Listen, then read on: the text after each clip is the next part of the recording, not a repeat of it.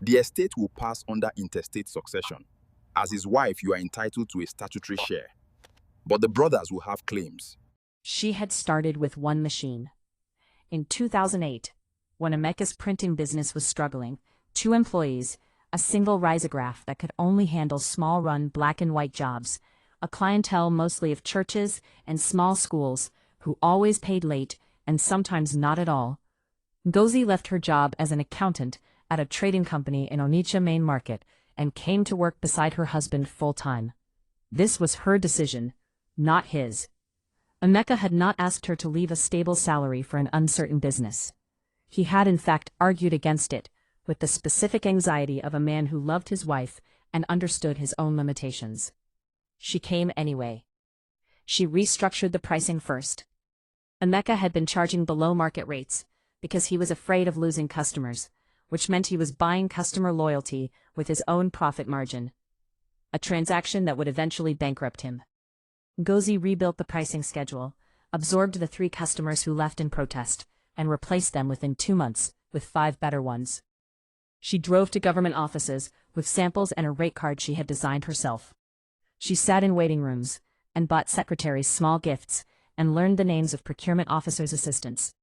Because she understood that contracts were not awarded to companies, they were awarded to relationships, and relationships required maintenance. In 2010, she identified a Heidelberg single-color offset press being sold by a closing print shop in Aba.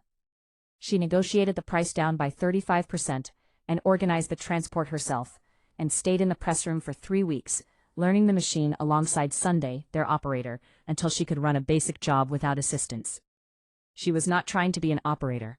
She was trying to understand every part of what she owned.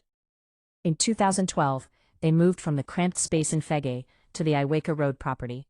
She oversaw the fit-out, the press room layout, the ventilation modifications, the paper storage system, the client reception area that she insisted on painting in a warm cream color, because she had noticed that clients made larger orders in rooms that felt expensive without being intimidating. This was the kind of detail that was not in any business manual she had read. It was in her. By 2019, they had 6 machines.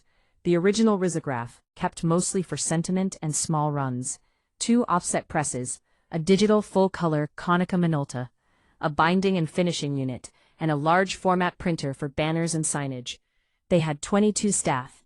Their clients included 3 state government ministries, 2 commercial banks' marketing departments, the largest cosmetics distributor in the Southeast, and a Lagos-based publisher for whom they printed a monthly magazine.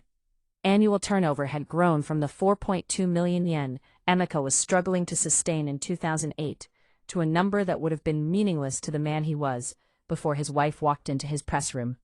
Ngozi knew every figure. She knew every machine's maintenance schedule.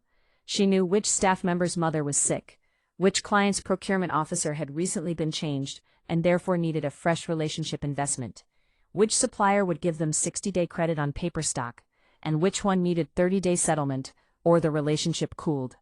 She knew all of this.